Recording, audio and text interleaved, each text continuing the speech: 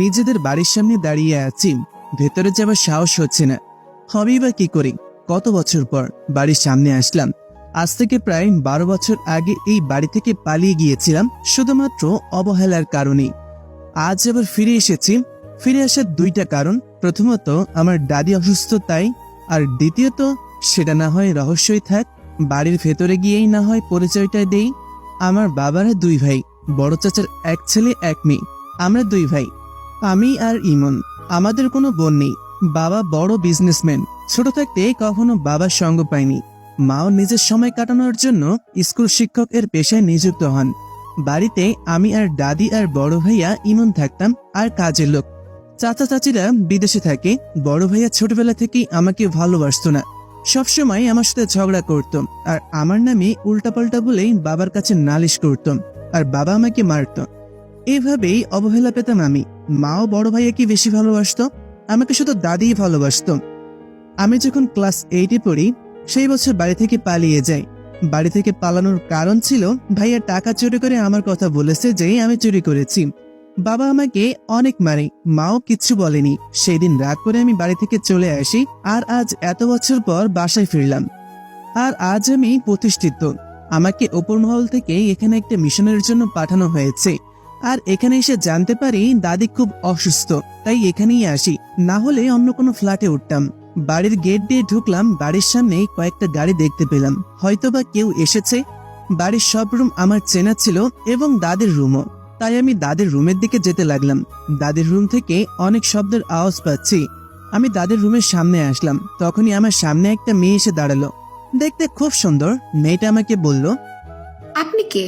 আপনাকে আগে তো এই বাড়িতে দেখিনি। আমার মুখে মাস্ক, তাই মেয়েটা আমার মুখ ভালো করে দেখতে পাচ্ছে না।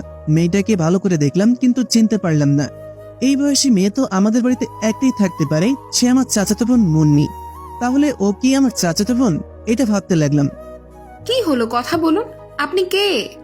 কেন? অবহেলার পাত্র। মানে? সব মানের উত্তর হয় না। তখন মেয়েটা আপু আপু বলে কাউকে ডাক দিল। মুহূর্তেই আরো কয়েকটা মেয়ে এলো। এই মেয়েটা আমার থেকে বড় হবে। কি হয়েছে দিশা, এত ডাকাডাকি করতেছিস কেন? ও, তাহলে এই মেয়েটার নাম তিশা। তাহলে এই মেয়েটা আমার চাচাতো বোন না। আপু, এই লোকটাকে জিজ্ঞেস করেছে উনি কে, কিন্তু কোনো কথাই বলছে না। এই আপনি কে? আর আমাদের বাড়িতেই বা আসলেন কি করে? হেঁটে হেঁটে এসেছি। দেখছো কি ফালতু ছেলে, ওকে এক্ষুনি বের করে দাও বাড়ি থেকে। আপনারা কারা? আমাদের বাড়িতে দাঁড়িয়ে আমাদেরই বলছে আমরা কে? বুঝলাম না, আপনাদের বাড়ি মানে? মানে হচ্ছে আমি এই বাড়ির বড় ছেলে ইমনের বউ, আর ও আমার বোন। ও, তাহলে এ আমার বড় ভাইয়ের বউ, আর এ আমার বড় ভাইয়ের শালিকা।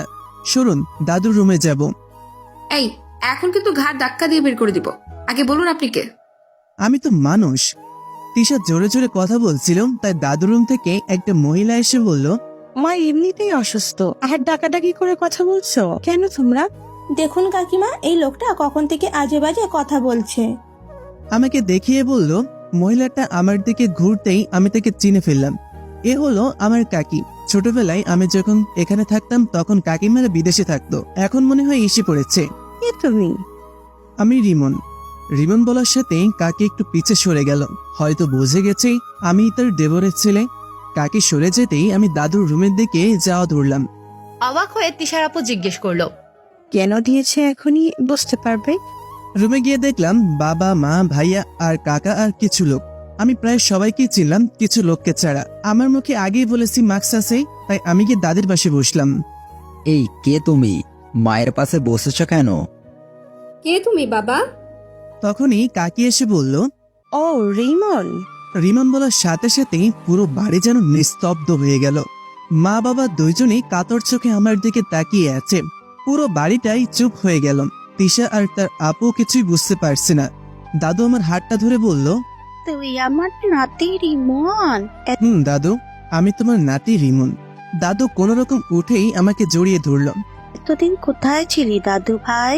কত খুঁজেছি তোকে। এই তো আমি এসে পড়েছি দাদু তোমার কাছে। আর কোথাও যাস না দাদু ভাই। আমাকে চলে যেতে হবে। তোমার অসুস্থতার কথা শুনে আমি এসেছি।